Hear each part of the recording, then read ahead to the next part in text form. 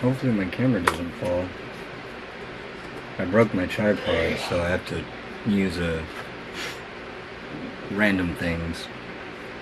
So I'm going to share some of my writings.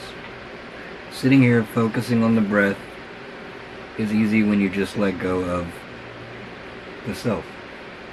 By focusing my attention, I drive the reins of the horses to the stable where it belongs.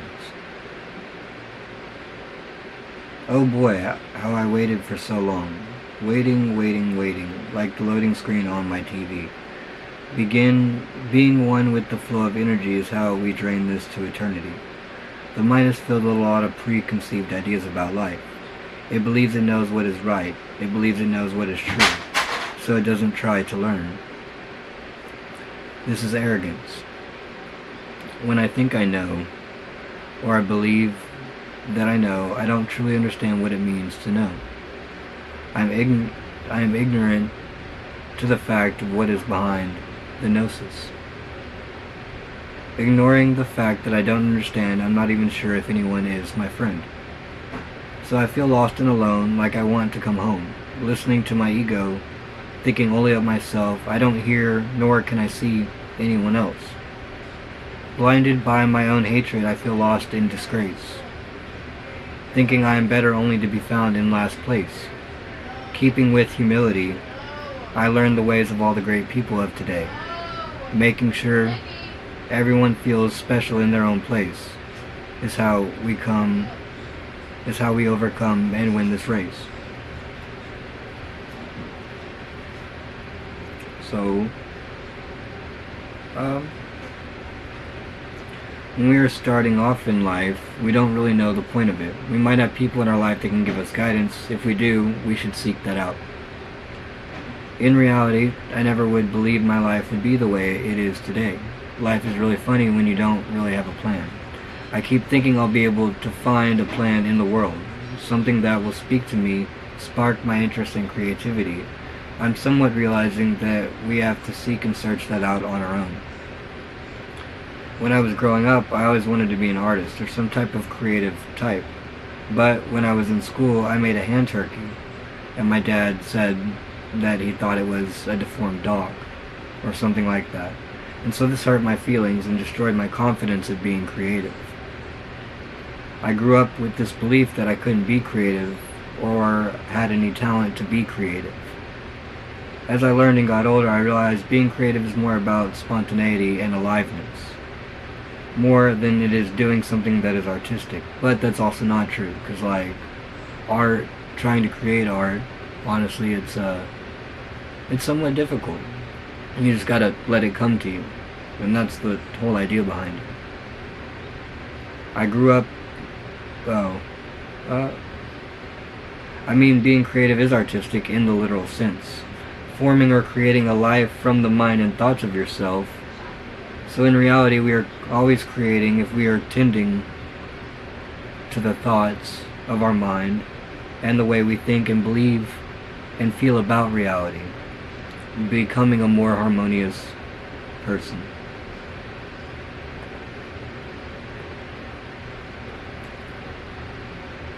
Oh no, did I close it? Oh no.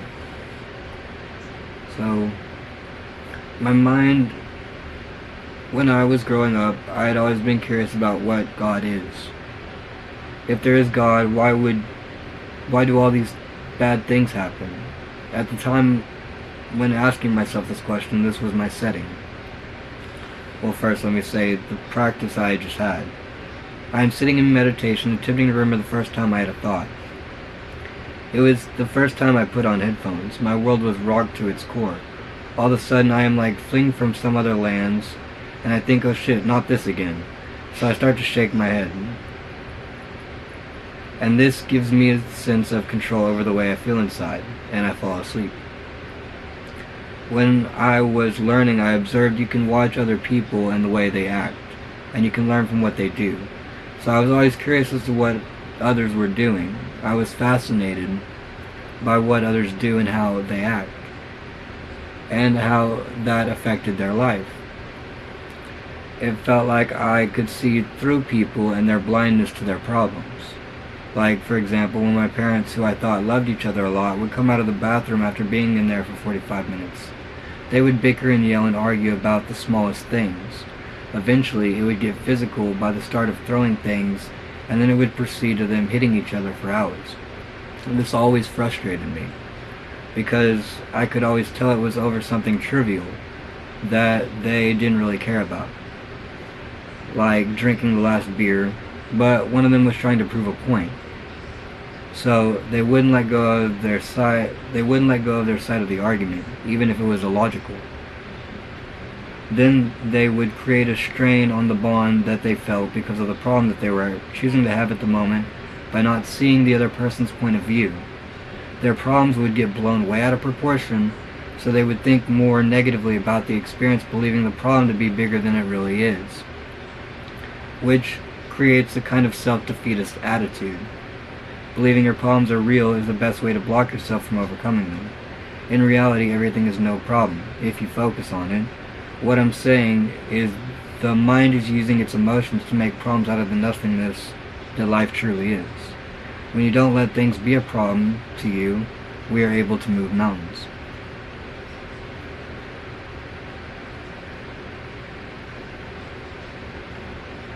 So, this one's kind of long. In James Allen phenomenal, as a man thinketh, it shows us how man is molded by what he thinks. Literally, he becomes what he is thinking about. When I started to watch the way I thought about others, this really started to improve my feeling of well-being. It's called being mindful of the way our thoughts are affecting our reality. When I label others as incompetent because they don't see the way I see the world, it diminishes their sense of importance in my mind, making the other lesser than I, which in reality no one is lesser or greater than you. It's about where you derive your sense of value for the world, external or internal. If you're going to value money over people, then you're always going to have a poor experience with others because you think there's something more important to be done. But in reality, who knows what you think or how you think about money? I would never know until I ask someone or until they open up to me. In making sense that it is something it makes sense that it is something stressful in people's lives.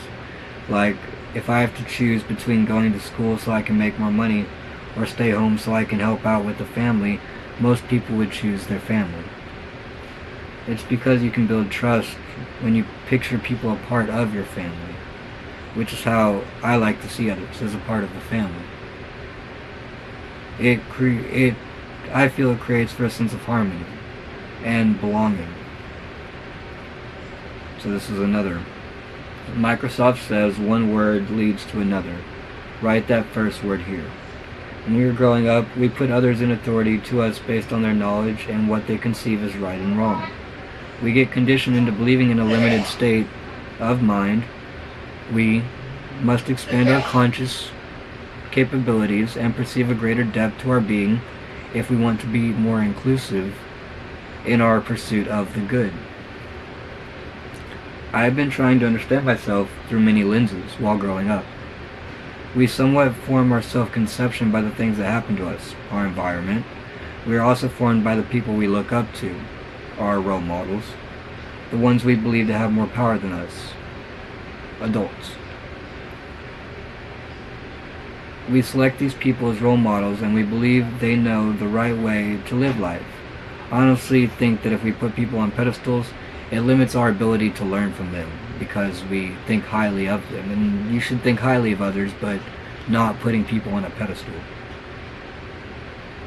It limits our ability to learn about what we know as true about them. In reality, no one is above me. No one is below me. Everyone is equal. And that is how we create harmony, by focusing on the number 5. 5. We have 5 senses: what we see, smell, taste, hear, and touch. These 5 senses allows us to connect to other people. I remember being one with the imagination of God, and God says bring people home. When we are born into a life where we are conditioned by anyone in authority. Mom, dad, brother, sister, grandma, grandpa, aunts, uncles, cousins, teachers, preachers, police, anyone we put in authority to us. They, the people we put above us, tell us the things about life. They tell us this thing bad, this thing good, this person bad, this person good, this place bad, this place good, this time bad, this time good. They tell us and make us believe in a reality that is based off of their experience of what they believe to be good or bad. This is accepting someone else's worldview rather than forming your own. If you let someone else tell you how to feel about reality, then how are you supposed to judge and feel appropriate about reality listening to someone else's judgment? You have to discriminate between your judgment and other people's judgment, or your ideas and other people's ideas. Don't just accept people for what they say. In reality, listening to someone else's judgment. You can't, because someone else has your emotions caught up in their opinion. In reality, we should not judge reality, but accept it for what it is, by accepting ourselves and also accepting the lot we have been dealt in life. I think the more that we come from a heart-centered place, rather than using our mind to judge and look down on the world around us, we can change our attitudes and the way we feel towards life and make it a more harmonious place. When I started to learn philosophy, this started to teach me how to think rather than letting someone inform me about how I should feel about reality. Because if you let someone tell you how to feel, that's not thinking critically about what they are saying. In my personal reality, most of the things that I think or believe or feel to be true are like a half-truth. Because how can we truly know whenever we have the truth? I mean, by evidence and proof, but in reality, we kind of see what we want to see. Somewhat. It's like, by having other people validate my opinions of the world, I start to believe in that truth. And like, you can't accept other people's opinions of the world to be true. You have to discern the truth from falsehood. You have to understand that not everything in life is part of Godhood. Some things are false. I mean, it's by correcting our wrong views that we see in the right light. I feel as if a lot of people nowadays feel like they know and have the truth, but it's from a distorted lens, told to you by someone else rather than doing your own research for what the truth is. That is how we live a harmonious life, looking for the truth in all. Yeah, I think that was all of them. Thanks for listening.